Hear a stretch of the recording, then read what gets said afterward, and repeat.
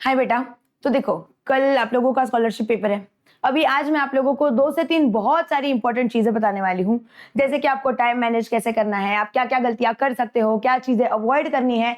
And इस video के and में मैं आप लोगों के लिए एक बहुत मस्त सा फ्री गिफ्ट भी लाई हूँ, तो सभी बच्चों ने इस वीडियो को एंड तक देखना है। अभी एक और चीज देखो, मुझे पता है आप में से बहुत सारे बच्चे ऐसे करने वाले हैं कि इस वीडियो को देखेंगे और इसको भूल जाएंगे और फिर वही मिस्टेक्स रिपीट करेंगे। तो इसके लिए आप लोगों को क्या करना है, एक जल्दी जल्दी एक नोटबुक और पेन लेके आइए और जो चीजें मैं बोल रही हूँ कि नहीं करनी है उनको प्लीज नोट डाउन कर लीजिए। ओके, तो स्टार्ट करते हैं। देखो, सबसे पहले तो जल्दी जल्दी क्या क्या चीजें आपको करनी चाहिए और क्या चीजें आपको नहीं करनी है, ये दोनों हम डिस्कस करते हैं। तो जैसे ही आपके पास पेपर आएगा, सबसे पहला and the most important and the first thing that you have to do is आपको क्वेश्चन पेपर रीड करना है। ये चीजें 4th एंड 7th दोनों भी बच्चों के लिए है। ओके, आप सभी को यही सेम प्रोसेस फॉलो करना है। पहले तो क्वेश्चन पेपर रीड कीजिए, आपको समझ में आ जाएगा कि कौन सा सेक्शन ईजी है, कौन सा डिफिकल्ट है, उस तरीके से। ओके, अभी ये डिपेंड करता है आपके ऊपर एंड पेपर के ऊपर भी कि आपको कैसे पेपर सॉल्व करना है। अगर आपको पेपर थोड़ा सा डिफिकल्ट लग रहा है तो आप क्या कर सकते हो, इजी से मॉडरेट की तरफ इसको सॉल्व करो। मतलब क्या हो जाएगा, पहले इजी इजी बहुत सारे क्वेश्चन सॉल्व हो जाएंगे, फिर जो डिफिकल्ट वाले क्वेश्चन है आप उनको बाद में कर सकते हो। और अगर आपको लगता है कि पेपर आपके लिए बहुत इजी है तो पहले थोड़े से डिफिकल्ट वाले क्वेश्चंस कर लो। मतलब क्या होगा, फ्रेश मूड में आपके डिफिकल्ट वाले क्वेश्चन सॉल्व हो जाएंगे एंड देन इजी वाले क्वेश्चंस आप लोग बाद में आराम से कर सकते हो।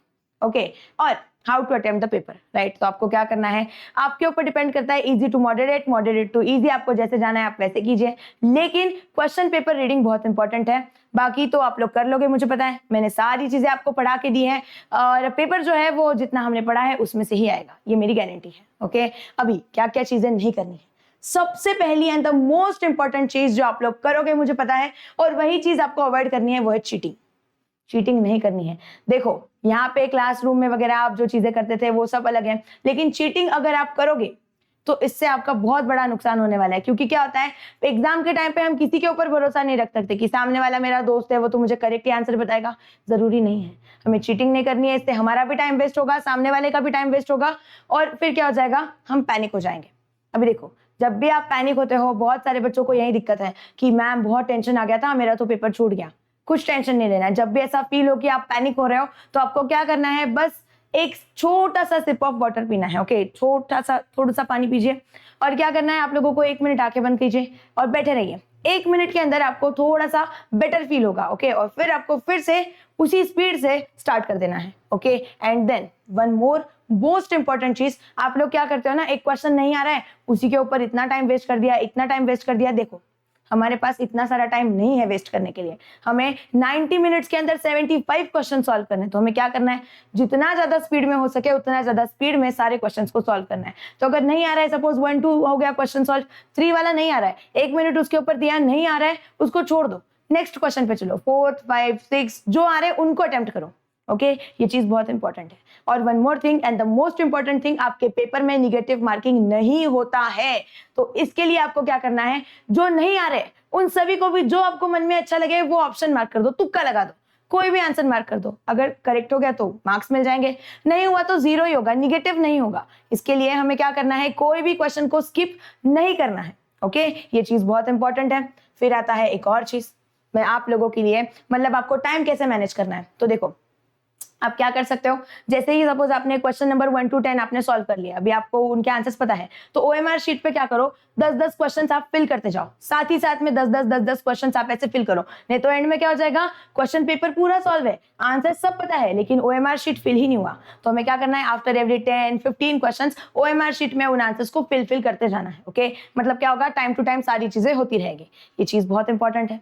अभी आप लोगों का फ्री गिफ्ट, राइट। तो ध्यान से सुनिएगा, क्या लगता है आप लोगों को कि क्या रहेगा आप लोगों का फ्री गिफ्ट। लेकिन फ्री गिफ्ट जानने से पहले बस एक चीज मैं आप लोगों को बता देती हूँ कि कल सुबह सुबह 4 बजे आप लोगों का एक सेशन है, जिसके अंदर मैं आप लोगों को पूरा सिलेबस जो है उसका एक 1 लास्ट रिविजन करवाने वाली हूँ 4 बजे। फिर उसी के साथ साथ सुयोग सर भी आप लोगों का एक और सेशन लेने वाले हैं, जिसके अंदर वो भी आपका पूरा सिलेबस रिवाइज करवा देंगे एट 7 PM, तो सॉरी 7 AM। तो किसी भी बच्चों ने ये दोनों सेशंस को बिल्कुल भी मिस नहीं करना है।